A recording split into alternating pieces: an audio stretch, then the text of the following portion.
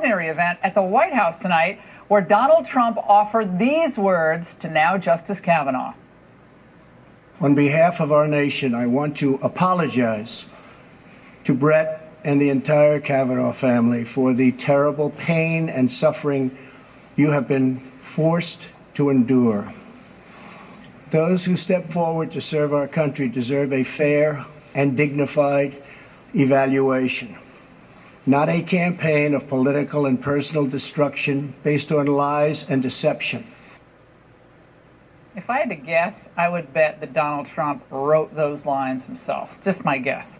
That was great. But the war isn't over, as the left fires up a new round of antics in the wake of his nomination. We have every angle covered with Ken Starr, Victor Davis Hanson. We got Dave Bossy, Devin Nunes. A great lineup tonight. But first, the left's rage against the Trump machine. That's the focus of tonight's angle. So far, Democrats seem to have learned nothing from their futile battle against Brett Kavanaugh's confirmation.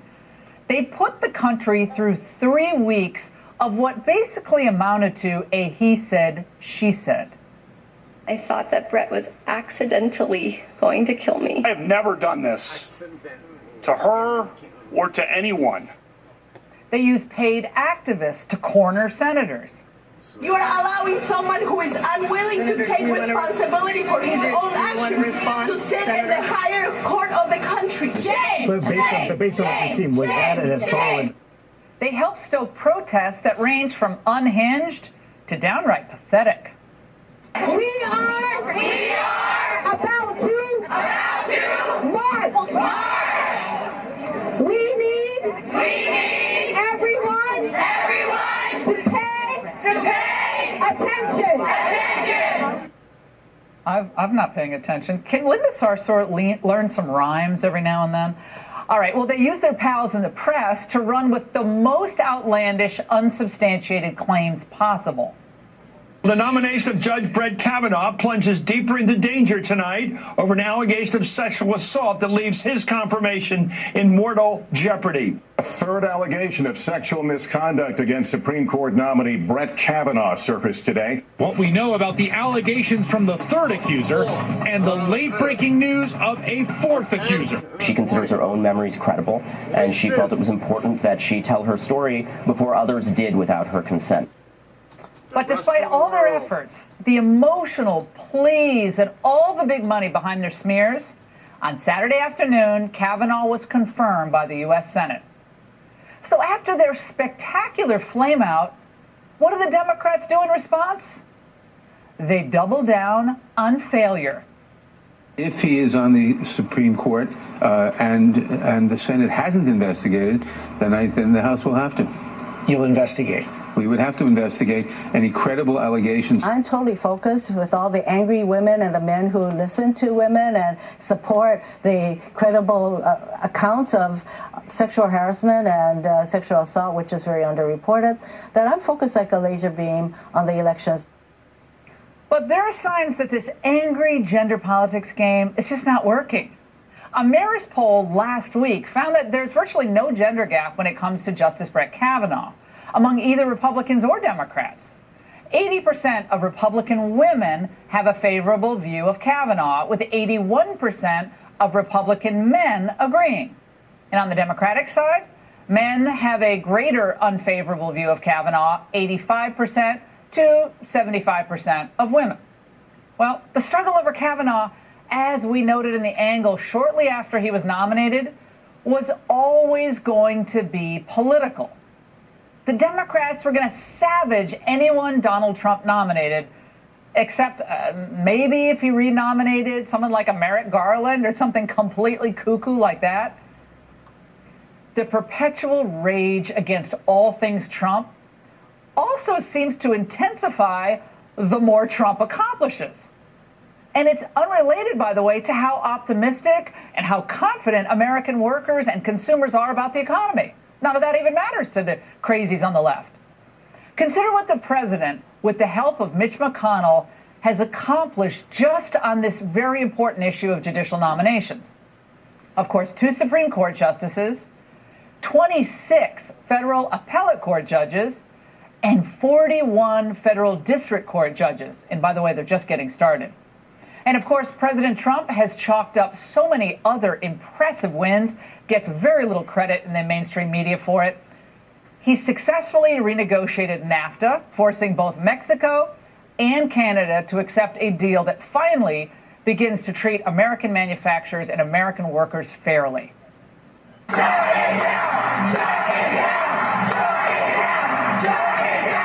He's rolled back needless government regulations. By the way, for every new regulation the Trump federal agencies have issued, they've basically rescinded 22. The government estimates that the lifetime net cost savings of his deregulatory efforts is about $8.1 billion.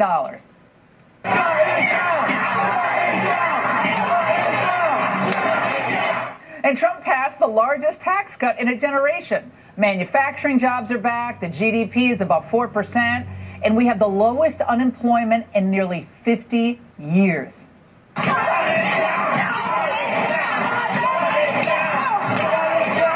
Trump is taking on China for their years of cheating and stealing from the American workers and American businesses. And finally, we have an administration that recognizes the threat that this expansive communist regime poses to our own national and economic security.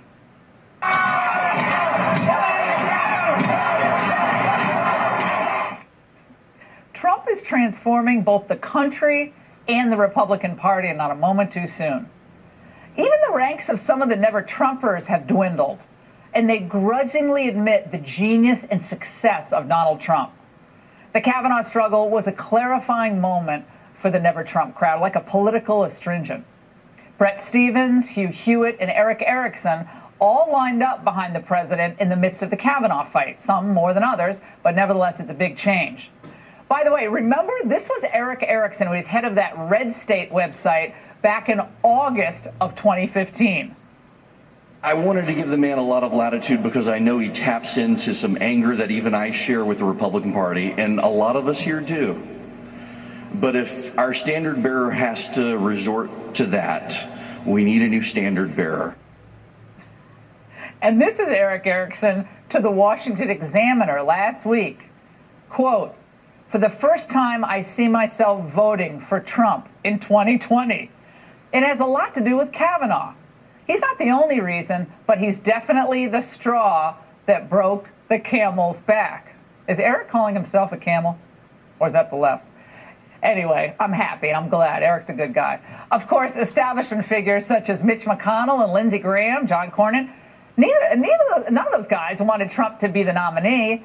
They have all really stepped up to help push Kavanaugh over the confirmation finish line. Maybe they're closer, all of them, to recognizing that time's up on the old GOP, and Trump's policies are actually bearing fruit.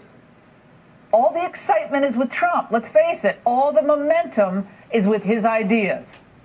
There's too much on the line for intra-party squabbles any longer. And the choice for voters is now really simple. Mob rule or the rule of law? Perpetual rage or real results? Demonization or due process? As an example, this is what the anti-Trump rage machine was up to over the weekend. Protesters in Portland blocked a major thoroughfare, causing needless disruption. When a driver dared to push through the blockade, this was the reaction of these open-minded and tolerant leftists.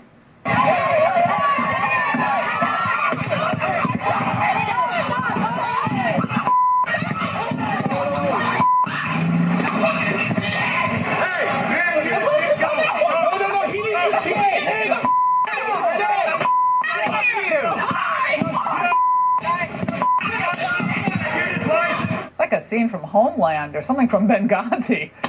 The far left, let's face it, is now running the Democratic asylum. The main base of the Democrats have shifted so far left that we'll end up being Venezuela. This country would end up being Venezuela. I think a lot of Democrats are going to be voting Republican on November 6th. tonight, I felt very privileged to be in attendance as former Justice Anthony Kennedy swore in our new justice in the Supreme Court, my friend of many, many years, and one of America's finest legal minds, Brett Kavanaugh. As Associate Justice of the Supreme Court of the United States. As Associate Justice of the Supreme Court of the United States. Under the Constitution and laws of the United States. Under the Constitution and laws of the United States. So help me God. So help me God. I mean, you could feel the excitement in that room, and it was one of the most amazing political moments I've been privileged to observe. And meanwhile, the haters on the left are swearing retribution and promising more mayhem. So I say, when they go low, we hit harder. Don't put a liar on the court. I'm made up. Don't put a liar on the court. Don't put a liar on the court. Don't put a liar on the court. Don't put a liar on the court. Don't put a liar on the court. They're for women, right? Women can be anything they want to be or think whatever they want to think. Don't believe that for a second. My friends, the choice is yours. It's coming up really soon. It's Election Day. And that's the angle. Joining me in studio here, Dave Bossie is the president and chairman of Citizens United. Dave Goodfriend is a former Clinton aide, and we're also joined by former Solicitor General and former independent counsel, former federal appellate court judge, Ken Starr, author of the book Contempt, a memoir of the Clinton investigation. And it's great to see all of you, Judge and David and David. David Goodfriend, let's start with you. Yeah. So you heard my monologue. You got some angry people in your party. I mean, they're banging on the cars. They're cornering poor old Susan Collins. Jeff Flake turned into a puddle of goo in the elevator. Like, is this a governing agenda? I don't get it. Well, Laura, it didn't surprise me that you didn't show Ken Harbaugh, the former Navy pilot who's ahead in his race for the House in Ohio, and you didn't show candidates from Kansas and Kentucky that are ahead in the polls. You didn't discuss the fact that this president has the lowest approval rating in modern history. I think we have to go back to Carter. It's about the same as Obama's, right? In the same it's average. Actually quite lower. And you didn't mention, Laura, this is the most interesting point I want to focus on. Republican Bruce Mehlman, Ken's brother, Ken Mehlman ran the Republican Party. He came out with some data that everybody in Washington's talking about. It shows that for the first time ever, women in the United States now favor Democrats by a 25-point margin. So these are things you didn't talk about in your stand-up, and I think it's important that you point out. The independent women are a place where Republicans really got to work on. You're right on that. But I want to keep the conversation focused on just the moment we're in now. And Judge, I want to go to you before we go to Bossie. This is wild to see the federal courthouse or the Supreme Court descended upon. Protest is great. People get signs and they chant. That's fine. But to bang, I mean, it's kind of funny to watch them like hopelessly clawing at the door. I mean, I don't know what they think they were doing, but there's something about cornering a woman in an elevator. If a conservative or series of conservative activists did this to a liberal senator, they would be having candlelight vigils for, women against violence and intimidation. But this is now just accepted on the left. I hope not. Laura, I'll say this. In watching this unfold, I thought the Bob Bork nomination was bad, and it was. The confirmation process. I thought the Clarence Thomas nomination process, you clerk for the justice, you know him to be a very good person. Saw him tonight. I thought that was really bad. But here's the good news. The Supreme Court is above all this. While we continue to fight it out as citizens, the Supreme Court is going to show, I think, beginning tomorrow morning, an enormous amount of unity. Justice Kavanaugh puts it very well. We are a team. They may disagree with one another. Remember Nino Scalia and Ruth Ginsburg. They would disagree, but they would do so in a very disagreeable, free way, right? They talked to one another. They liked one another, and that's going to be a great example.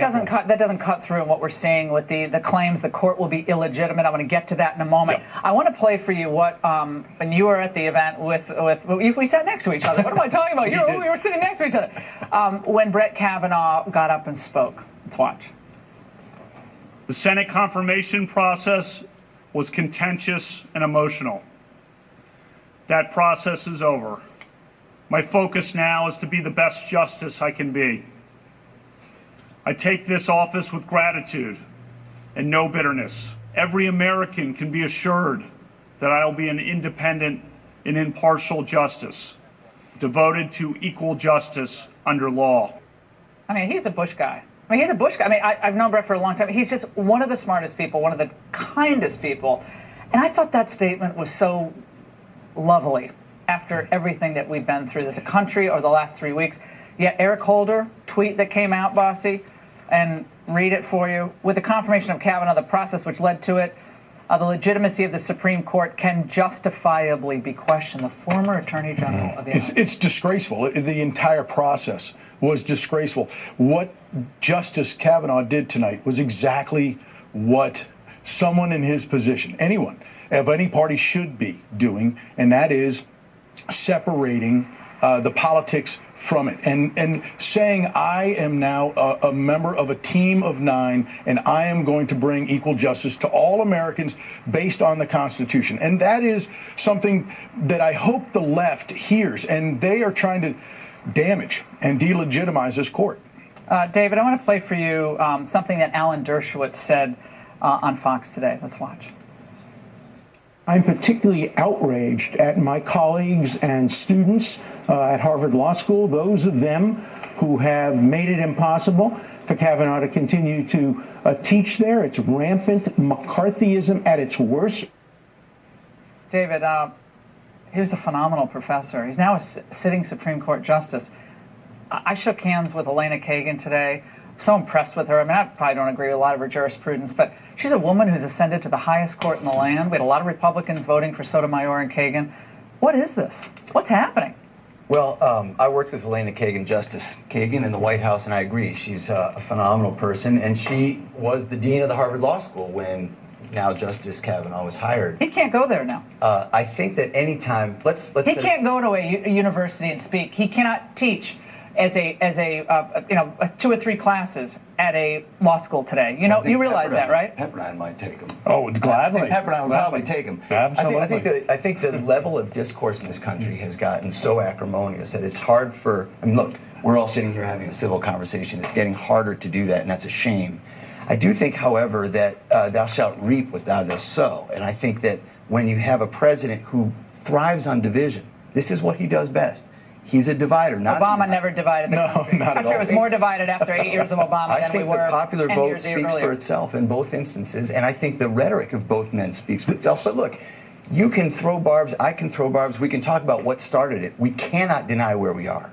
And I do think that one of the ways we can come out of this is by focusing on problems that... Why don't you condemn what's been going on with these protesters? Condemn what they did to Susan Collins. Because if a Republican journalist or conservative had done that to Mazie Hirono, they would never work again. Literally would never work again. Laura, you know it. Laura, I don't remember you saying that when people throw racial epithets at African-American lawmakers who are casting a vote on the ACA, standing right behind you at that Capitol. I don't remember you on Fox first of all, News condemning that at all. I don't remember you saying anything. First of all, we did talk about it. Some of that I know was re-examined I'll tell you whether what, it I will actually condemn happened. what those people did. Yeah. You right now will condemn what those people said. And no one should ever scream racial over that stuff. Hold on, I gotta play something for the judge. I want to play something for the judge. This is Senator Cardin today speaking about whether this justice, Brett Kavanaugh, is inside the judicial mainstream. Judge, let's watch. I don't believe that Justice Kavanaugh is in the mainstream of judicial thought. Take a look at his decisions. There's a trend. Every one of those decisions where he was in the minority or he was the deciding vote, it was on behalf of special interests, on behalf of the powerful against the individual. Consumer cases, environmental cases, labor cases, one after another. And then his response to Dr. Ford, where he showed that he was not... Too long. Political rhetoric. Judge Kavanaugh, now Justice Kavanaugh, had an exemplary record. The fact that Justice Kagan recruited him to teach at the Harvard Law School tells us about all we need to know, coupled with his record for 12 years, exemplary, frequently affirmed by the Supreme Court, his views vindicated, his views respected. I think what we have here is the senators have simply returned to the age of Bob Bork. And the kinds of comments that were made against Bob Bork were terribly unfair and ill-founded. So the good news again, Laura, the Supreme Court is going to rise. And they were all there tonight at the court. It was really nice to see. That's very powerful. It was an amazing night. President Trump's speech was remarkable. What he did for Justice Kavanaugh's children and talking to them about their father being a kind and courageous man. It meant the world to Justice Kavanaugh, I imagine, but it meant a lot to the country. We got a hard break, guys. Fantastic panel. David Goodfriend, we'll get more of you next time. What we saw over the past few weeks offers a very clear lesson for the left. Resist the resistance or lose. Mark Penn has the polls to show us. Down! Shut it down! Shut it down! Shut it down! Shut it down! Shut it down! We believe survivors! We believe survivors! Oh, that was the so-called resistance reacting to Kavanaugh's confirmation vote this past weekend. That was after it occurred. No one told them they lost. Now, if the Kavanaugh battle made anything clear, it's that you have to stand up to the mob. Imagine if Brett Kavanaugh just walked through that crowd, what they would have done. I think they would have ripped him from limb to limb.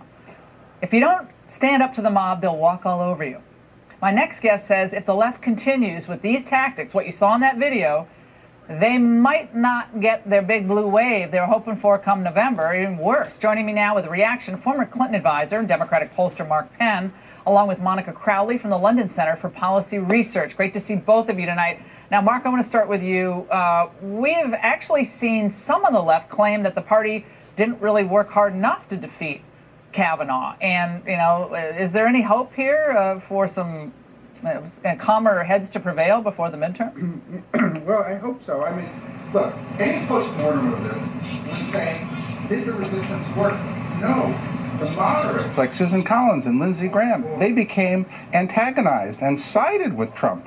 If Democrats are going to win, they need to pull over the moderates. It's a moderate country, and those are the people who decide Supreme Court nominations and elections. Mark, you've been around this town for a long time.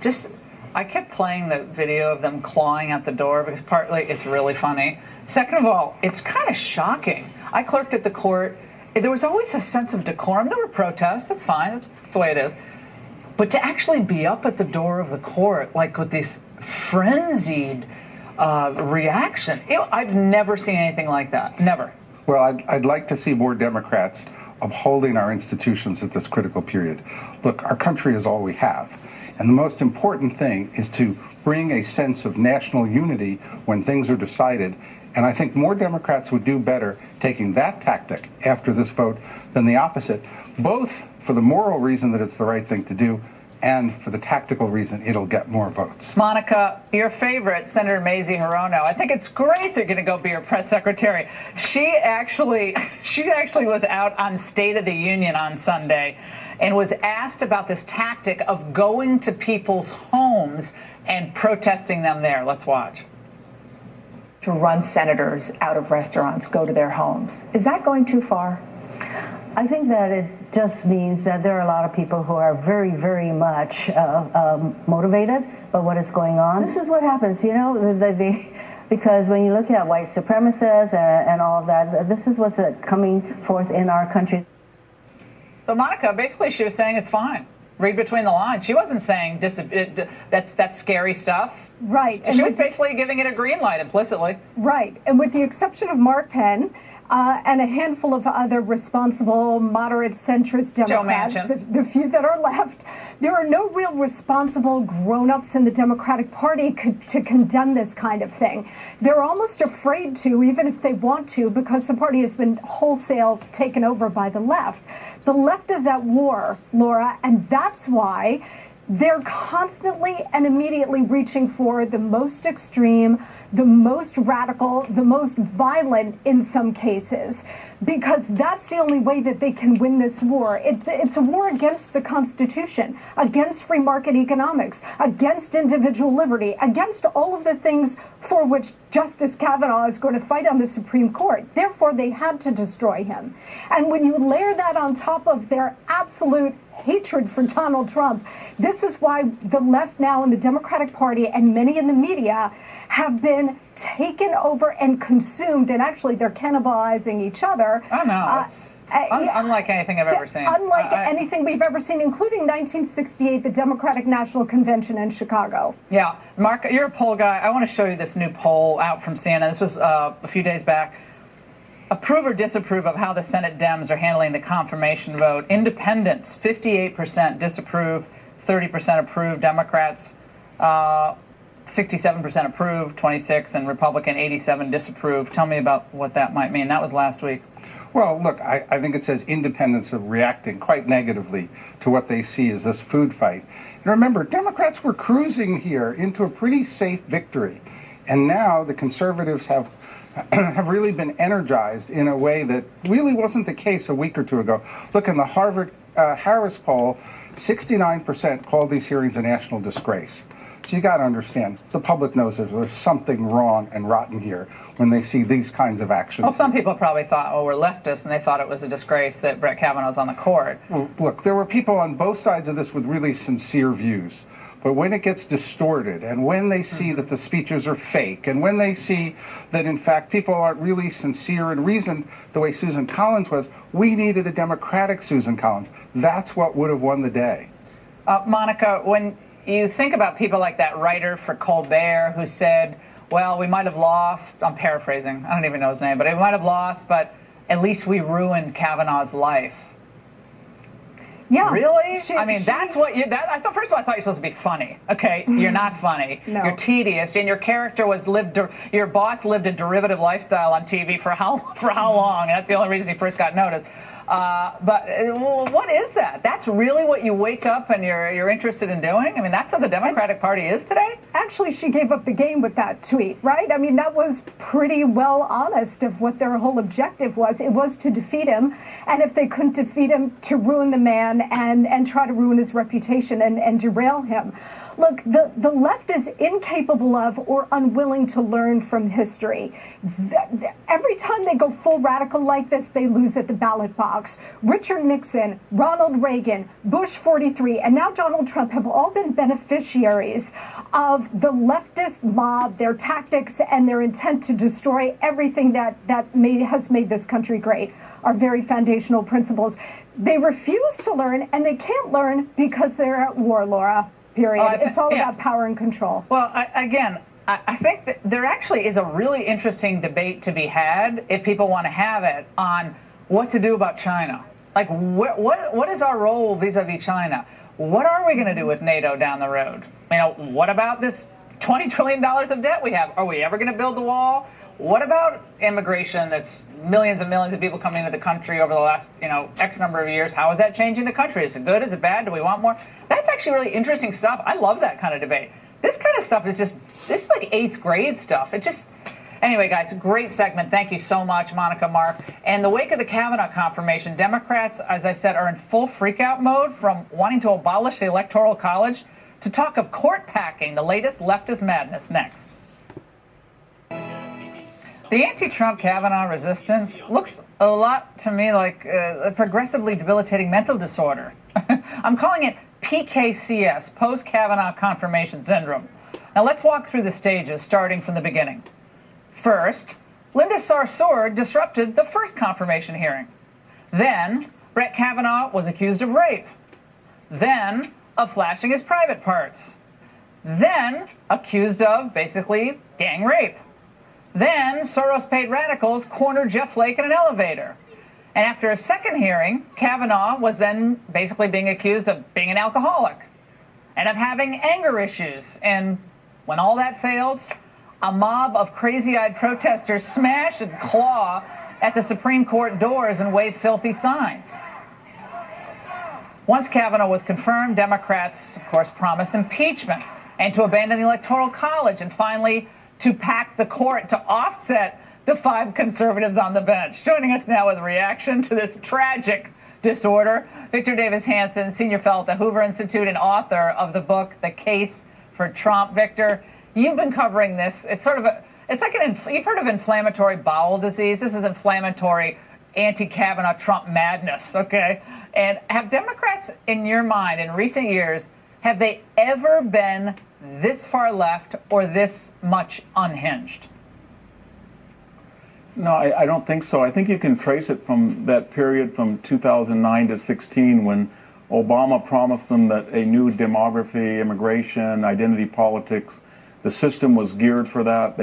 He got elected twice, and then suddenly they woke up and said, he's kind of a narcissist. We lost the state legislatures, governorships, House, Senate, now the presidency, Supreme Court. And out of that frustration, They think big money, you know, it's a party of the rich now. Silicon Valley, Wall Street, Hollywood, the Steyer brothers. Maybe they'll like that spectacle and they'll pour money and we can win. And then some days they say, you know, we've got to import the tactics of the campus. So we have these upper middle class kids, identity politics, get in their face, mob them, dox them, shout them down, get rid of due process. And then sometimes they're frustrated, and the system that used to be great between 2009 and 16 suddenly is anti-democratic. We need 10 senators from California, none from Wyoming. There's too few people there. Or let's get rid of the Electoral College, or let's go back to 1869, before which we had different numbers of Supreme Court judges. So it's kind of frustrating, but it's kind of a Nietzschean desire for power again, and they're frustrated because a lot of their dilemma were self-inflicted. I mean, they were the ones that turned off the middle class, independents, the white working class in swing states. They didn't have to do that. But what are they banking on? No, Victor, what are they banking on? They forgot nothing and learned nothing. Yeah, but what are they banking on? Ocasio-Cortez, Alexandria Ocasio-Cortez, who's the new, you know, she's on the cover of all these magazines, a young woman, attractive woman. She was asked on MSNBC, okay, what are you going to do, basically, once you get elected? This is the gibberish she said. And what it is really about organizing and really thinking about that word, organizing, segmenting people, being strategic in their actions, in really bringing together a cohesive strategy of putting pressure on the chamber instead of only focusing on the pressures inside the chamber. That's a really interesting thought. My favorite, Victor, is, well, that's a really interesting thought. Well, I don't know what she's talking about. Their argument, I don't know. These are people who criticize Donald Trump and say he has a vocabulary of 1,500 words, but he's a sophisticated and articulate compared to that. I mean, this is a Boston University, fourth in her class? So the point is, when you go down the identity politics route and you start judging people by their ethnic background or their gender or their ideology rather than their talent or their wisdom or their character, that's what you get. And it's kind of sad that the Democrats are going down this. And, you know, these septuagenarians and octogenarians, Feinstein, Biden, Pelosi, they're so desperate to be hip and to get back their party. So Joe Biden says, you know, he's going to beat people. He's going to beat Trump up outside the locker room. Or Feinstein has this Byzantine plot to undermine Kavanaugh with the Ford testimony. It's very pathetic that somebody hijacked their party and they're kind of deer in the headlights. They don't know whether to be hip and go hard left or just suffer the irrelevance of being Victor, old tonight and underweight. Tonight at the White House, it was great to be there. It was just a lot of old friends. Of course, all the justices were there. I mean, there is a possibility, it's probably a pretty decent one, that Donald Trump, now, if he's reelected in 2020, he'll have another Supreme Court opening.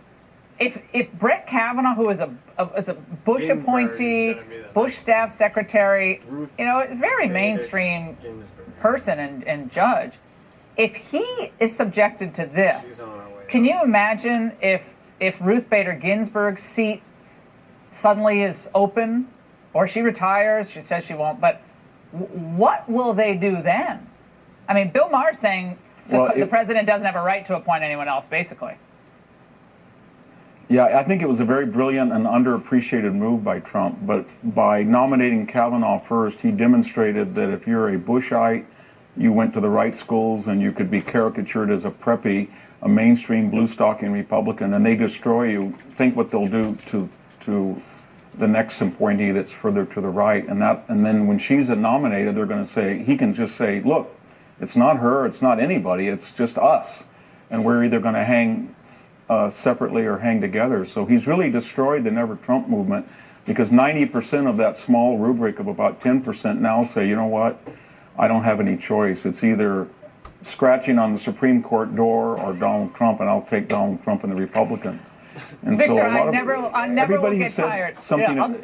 I'm never going to get tired of watching that video. I'm sorry, but there is something that's so poetic about that, and it's sad and it's infuriating, but it's hilarious. I'm sorry, I'm just going to take the humor out of this whole thing. Victor, thank you so much. Great segment as always. And after meeting with Rod Rosenstein on Air Force One this morning, President Trump indicated he has no plans to fire him. Devin Nunes will react to that. Can't wait to hear what he has to say. As well to our Deputy Attorney General, Rod Rosenstein, for being here. Flew down together. The press wants to know, what did you talk about? But we had a very good talk, I will say it. That became a very big story, actually, folks. We had a good talk. Boy, did that keep people guessing today. That was President Trump surprising a lot of folks with his newfound support for Deputy Attorney General Rod Rosenstein, the man overseeing the Robert Mueller probe. Joining us now to react is California Congressman, House Intel Committee Chair Devin Nunes. Congressman, thanks for being here tonight. What do you make of the president's comments on the Deputy Attorney General today? That was kind of interesting. Yeah, look, I don't think any of us think that Rosenstein should be dismissed before the elections. I think he does have to come in this week and answer whether or not he was willing to wear a wire or not, and whether or not he was looking at invoking the 25th Amendment. Those are key questions that he's going to answer before the Russia task force this week, supposedly on Thursday. Devin, the issue of this redacted series of documents regarding the Russia probe, people watching across the country are like, okay, you guys are always talking about this. Documents that are going to be declassified and then they're not, or they're partially declassified. And we talked about this a few weeks ago, and I'm still not following what happened.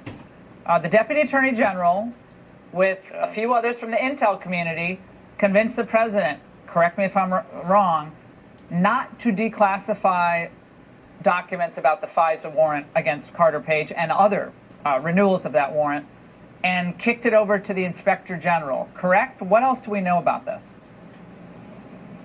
Yeah, that's correct. And so, that's really my biggest problem with the Department of Justice and the FBI, is that every time we try to get something out to the public, they cry wolf, and they claim there's going to be national security implications. So the president was very clear, said that these documents need to be immediately declassified without redactions.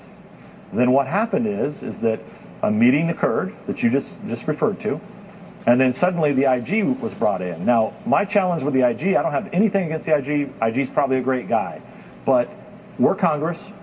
We believe that people have a right to know this information. It needs to be made public. It's not very much information, and we want the president to declassify it. The president has mentioned that he would. So this has now been, I think, 2.5, 3 weeks. So it doesn't take that long, Laura. You're only talking about 20 pages of a FISA, and I think about a dozen FBI reports from no other than Bruce Orr, whose wife, Nellie Orr, was working for the Clinton campaign effectively and helping to feed the information into the FBI. So I just don't know what they're thinking here. The president, I think, is a smart guy, but he needs to be careful about who he listens to, I think, sometimes. Well, Adam Schiff is all over this, as you might imagine. Let's watch. Mm-hmm. The single act of using a never-before-housed rule to selectively release classified information in the now infamous Nunes memorandum was a violation of everything that the committee has stood for. It was a naked politicization of intelligence, and a fraudulent one at that. Yeah, he was obviously not talking about that particular issue, but just making it personal, basically, about you. I know you're used to this, and you're in a you're running for re-election, and the Democrats are going to make you out to be the boogeyman here. But at this point, it seems to me that Americans have a right to know what the heck happened and why an American citizen was spied upon using documents that were created at the funding of the president's opponent during the campaign. Yeah, so remember, the entire Democratic Party, okay, and the media, their friends in the media, which is pretty much all of them, except for 10%, and all the bad people from the Clinton administration that were funneling this stuff in the FBI. You've got a dozen people now at the FBI and DOJ who are gone. So everything that we did on our committee, we had to do. We had to make sure the American public knew that this information about what somebody was doing to basically set up a campaign and accuse them of colluding with Russians was really wrong. And, we've now proven that the only collusion that happened was collusion with the Democrats and the Clinton campaign and the Russians. And I'll tell you, I still want to know why nobody's investigating what Russians were the Democrats and the Clinton campaign talking to through Fusion GPS and feeding that information into the FBI. And now we know, that broke last week, and you kind of alluded to it earlier, Laura, that the top lawyer for the FBI, Comey's lawyer, James Baker, was meeting with a top lawyer from the DNC. And, I'm sorry, that just doesn't smell good to me. Well, as a lawyer for the FBI, you can't be having political or meetings that even have the appearance of being political in the middle of this type of investigation. Devin Nunes, thanks for taking some time tonight. We really appreciate it. I know we'll check back with you soon. Always and coming up, Amazon, the head and owner, of course, of the Washington Post, Jeff Bezos, has endorsed some puzzling charities, believe it or not, with ties to Islamic extremism. We're going to reveal the startling discovery coming up next. Jeff Bezos has led his company to support some pretty controversial charities lately. At least 2 of the charities listed by Amazon as eligible for donations were backed by Haitham al-Haddad, a controversial British imam. His teachings include beliefs such as men should not be questioned for beating their wives, nice, and that punishment for adultery should be stoning. Raheem Kassam is the author and former chief advisor of UK Independence Party leader Nigel Farage. Raheem, what the heck is going on here? So Haitham al-Haddad has been on the radical Islamist scene in the United Kingdom for many years now, at least 10 years worth of these controversial statements, calling some Jews apes and pigs, saying that men don't have to explain about why they beat their wives, supporting female genital mutilation, so on and so forth.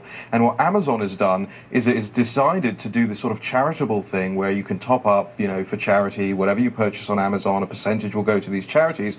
But they relied on the government's charity regulator in the UK to pass muster for these things. So you have big corporate and big government, and they can't get things right. Where have we heard that before? Oh, so wait, so they support, so how did this Haitham al-Haddad, how is he on the government's list? Just because it's the way the government is? Well, I don't know if you've been over to London anytime Yes, recently. I have, of course. The British government isn't exactly hot on tackling radical Islam, unfortunately.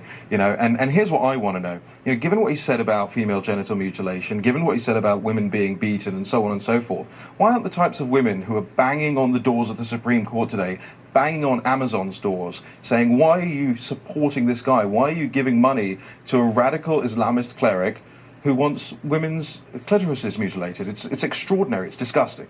Amazon's statement today, the organizations in question are approved by the Charity Commission, as Raheem said. However, due to the serious nature of these concerns, we've referred these allegations to the Commission and will be conducting a full review to ensure that they do not violate our policies. Right. This is a what else is on the list of okay charities to donate to? How much money they have? They can't do this in-house. They can't vet these charities. It's extraordinary. They paid $15 million of tax on $17 billion income last year, and they can't afford to do this. Raheem, thanks for this report. We have the last bite coming up. We'll be right back. It's time for the last night. A beautiful line from President Trump tonight. It is up to us to renew the bonds of love, loyalty, and affection that link us all together as one great American family. Let us pray we are successful in this task, and let us pray that all of America's children will grow up in a country that is fair and just and safe and strong and free. Hear, hear. Shannon Bream and the fantastic Fox News at Night team take it from here. Shannon. Laura, I'm trying to decide if I want to go out to the court tomorrow and see his very first arguments. I think it might be a little spicy out there tomorrow. Do it. We need you there all the time, Shannon. You do the best out there. No one's better. All right. Thank you, Laura.